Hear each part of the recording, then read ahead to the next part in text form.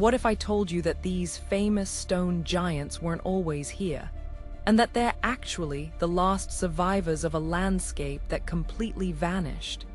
Picture this. You're driving through the Arizona-Utah border, and suddenly they appear, massive sandstone towers rising from the desert floor like ancient sentinels. Monument Valley. You've seen it in Western films, in car commercials, in countless photographs. But what you're looking at is more than just beautiful scenery. It's a geological ghost story. Those iconic buttes are actually the last remnants of a vast plateau that once covered this entire region. They're not mountains that grew upward. They're what's left after everything around them eroded away. They survived because they were harder, because they had a secret armor that protected them while the softer rock around them washed into history. But how did these formations become so perfectly sculpted? Why do they stand in such dramatic isolation? And what forces are still shaping them today?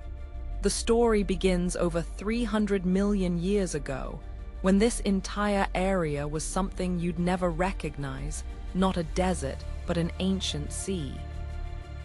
Imagine a shallow ocean covering what would become the American Southwest.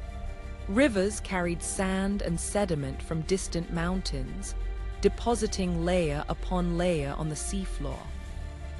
Over millions of years, those layers compressed into sandstone, but not uniform sandstone. Some layers contained more iron oxide, which would later rust into those famous red colors. Others had more calcium carbonate, making them softer and more vulnerable to erosion. Then, around 70 million years ago, tectonic forces began lifting this entire region upward. The sea retreated, and the Colorado Plateau rose thousands of feet into the air. What was once seabed became high desert, but the real transformation was just beginning. As the plateau rose, water started doing its work. Rain, snowmelt, and occasional flash floods began carving into the rock. They followed cracks and weaknesses, gradually widening them into canyons and gullies. The softer shale layers eroded quickly, while the harder sandstone layers resisted. This selective erosion created what geologists call differential weathering, where tough rock caps protect softer layers beneath, creating these dramatic flat-topped formations. But here's where it gets really interesting. The most famous buttes, like the East and West Mitten Buttes, aren't just random shapes.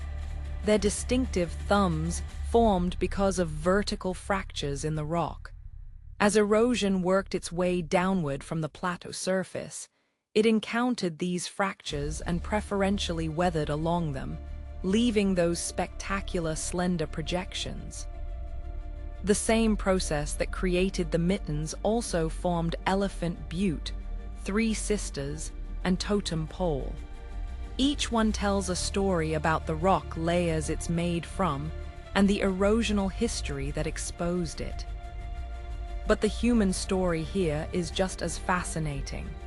For the Navajo people, these formations aren't just rocks, they're living entities with deep spiritual significance. The Navajo name for this area is Tsibii Ejective Ndiziski, meaning Valley of the Rocks.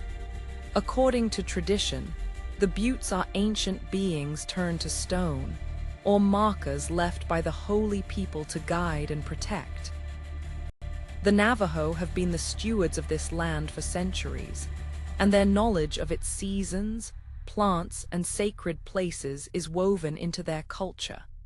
When you visit Monument Valley today, you're seeing it through Navajo eyes.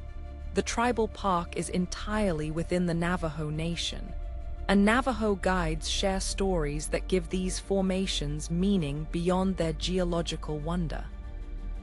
But the buttes are still changing. Wind continues to sandblast their surfaces. Occasional rainstorms carve new patterns into their sides. Frost wedging, where water freezes in cracks and expands, slowly pries rocks apart. Geologists estimate that the buttes erode at about the same rate your fingernails grow, which doesn't sound like much until you realize they've been doing this for millions of years. Some of the thinner spires may not last another 1,000 years. The very forces that created them are still at work, gradually returning them to the desert from which they emerged.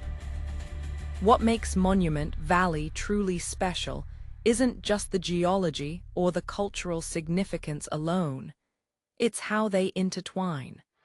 The same physical processes that sculpted these formations also created the conditions for human survival in this harsh environment. The buttes capture moisture, create microclimates, and have supported life in what would otherwise be an unforgiving landscape. They've witnessed ancient civilizations, Spanish explorers, Hollywood film crews, and millions of visitors, all drawn to their silent majesty. And they'll likely outlast us all, continuing their slow transformation long after our stories have faded from memory. What's the most fascinating geological formation you've ever visited? Share your experience in the comments. Your story might inspire our next exploration.